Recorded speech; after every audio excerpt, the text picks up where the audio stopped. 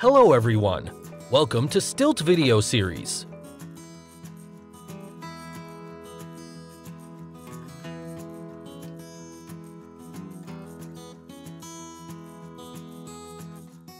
Once you have a J-1 visa in hand and some experience in America under your belt, it is extremely tempting to take the next step and become a permanent resident. However, the process of transitioning from a J-1 visa to a green card is far from simple, and some will not be eligible for a green card at all. J-1 visa holders should explore their eligibility for a green card before attempting to make the transition. This video discusses the process of transitioning from J-1 to green card, the related costs, and how you can cover them. Is it possible to transfer from J-1 to green card status in the US? Yes, transitioning from a J-1 visa to a green card status is possible, but not all J-1 visa holders will be eligible for a green card. There are a number of problems with attempting to transition from a J-1 to a green card. For one, the J-1 visa is not a dual intent visa, which is a non-immigrant visa that permits visa holders to petition for permanent resident status without affecting their non-immigrant visa status. Also, to obtain a J-1 visa, you must prove that you have close ties to your home country and that you plan on returning there after your J-1 visa expires.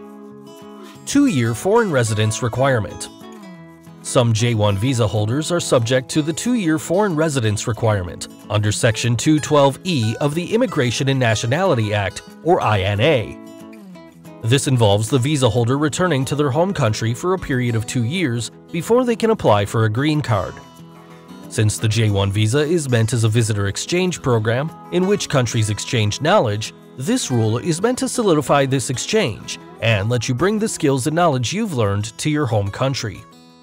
However, the 2-year foreign residence requirement only applies to the following J-1 visa holders: individuals who participated in an exchange program that was financed by the United States federal government or by the government of the visa holder's home country. The U.S. government has designated your home country as having few people with the skill set and expertise in your particular occupation or field. You have been medically trained in the U.S. either as a resident or intern. Typically, J-1 visa holders are told upon applying for their visa whether or not they are subject to the 2-year foreign residence requirement. This information will be listed on your Form DS-2019, where the consular officer should indicate your status relevant to the 2-year rule. Your visa stamp should also contain information on whether or not this restriction applies to you. Finally, if you are still uncertain whether or not you are subject to the 2-year foreign residence rule, you can request an advisory opinion from the U.S. Department of State.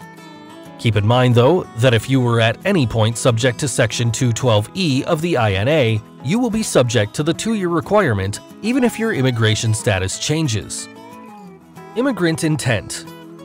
Another major obstacle for J-1 visa holders intent on transitioning to a green card is that J-1 visa holders must prove, upon applying for their visa, that they do not have immigrant intent. This means you must demonstrate your intent to return to your home country when your visa expires. If you seek to transition from J-1 to green card, you will have to show that your desire for permanent residence arose from unexpected changes in your personal circumstances. This can include, for instance, if you've married a U.S. citizen. What is a J-1 waiver? A J-1 waiver can let you circumvent some of the obstacles preventing J-1 visa holders from getting permanent resident status, like the 2-year foreign residence rule. There are 4 options for obtaining a J-1 waiver. Obtain a no-objection statement from the government of your home country, which stipulates that your country of origin does not object to you staying permanently in the U.S. You can demonstrate to the U.S. government that the government of your home country may subject you to persecution if you return. You can demonstrate to the U.S. government that by returning to your home country, you will incur significant financial hardship. If a specific agency of the U.S. federal government sponsors your permanent residence by requesting your presence in the U.S. Another obstacle that may arise in obtaining a J-1 waiver is that your visa sponsor may revoke your J-1 once you petition for a green card. This goes back to the issue of immigrant intent.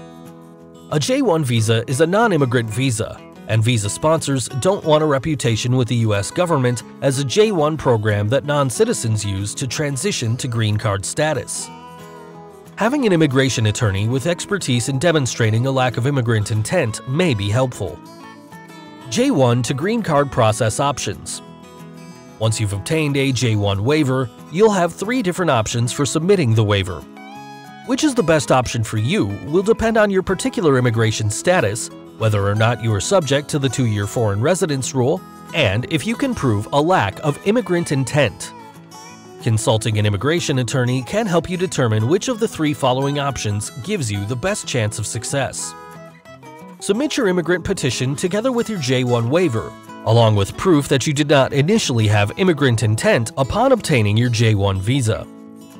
Submit your J-1 waiver first, wait until that is approved, and then submit your immigrant petition. Submit your immigrant petition first, wait until it is approved, then submit your J-1 waiver. Many J-1 visa holders seeking permanent resident status also first change their visa status to a non-immigrant visa with dual intent, like an H-1B. This lets them avoid potentially violating the terms of their J-1 visa and the problem of immigrant intent. J-1 to green card processing time. The processing time for transitioning from a J-1 visa to a green card will vary based on your circumstances and the class of green card you're seeking. If you first change your visa status to a non-immigrant visa with dual intent, then your processing time will be subject to the typical wait times and processing for that particular visa. If you seek an H-1B, for instance, you must enter the annual lottery. Also, you will need a PERM labor certification if you choose an EB-2 or EB-3 green card. To obtain a PERM certification, your employer must advertise your position extensively for a given length of time. This ensures that the job is not being given to an immigrant before a qualified American citizen. Processing a PERM certification typically takes 60 days for the initial recruitment and another 6 months for the Department of Labor to make a decision on your application. You may also have to submit a Form I-140, which involves an average of 6 months of processing time as well. The USCIS will give your Form I-140 a priority date, at which point you can file to adjust your status. Finally, adjusting your immigration status also involves filing a Form I-485, which takes an average 6 months of processing time, along with the I-140 and PERM certification. Therefore, in addition to the 60-day recruitment period for a PERM certification, you can expect 6 months of processing time for all the relevant forms if you submit them at the same time.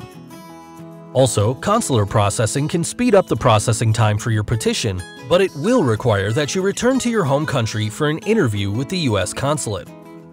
Cost of transition from a J-1 visa to a green card. The cost of transitioning from a J-1 visa to a green card will also depend on whether you adjust your status or go through consular processing. If you will adjust your status, you or your employer must pay the following fees. Form I-140, $700 filing fee. Form I-485, $750 to $1,450 for the Form I-485. Mandatory biometrics, $85. If you submit to consular processing, you or your employer will be responsible for the following fees. Form I-140, $700 filing fee. Form DS-260, $230 filing fee. Biometrics, $85 fee. Affidavit of support, $88 fee.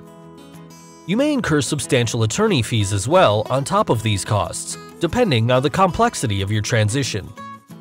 How to get a personal loan to cover your J-1 to green card fees. As you can see, the cost of transitioning to a green card is not insubstantial and is one of the biggest obstacles J-1 visa holders face to obtaining permanent resident status. However, there are funding options available for non-citizens in the U.S. While immigrants are often denied credit and loans because of their lack of credit history and temporary status, lenders like Stilt are geared specifically towards immigrants. The complexities of transitioning from J-1 visa status to permanent resident status can be too much for many people, not to mention the exorbitant cost of this transition. However, with the information detailed above, and potentially the help of an immigration attorney, you can determine the path that will give you the best chance of success. We hope this video has been helpful to you. At Stilt, we provide financial services for immigrants and the underserved. Subscribe to our channel and visit Stilt.com for more details.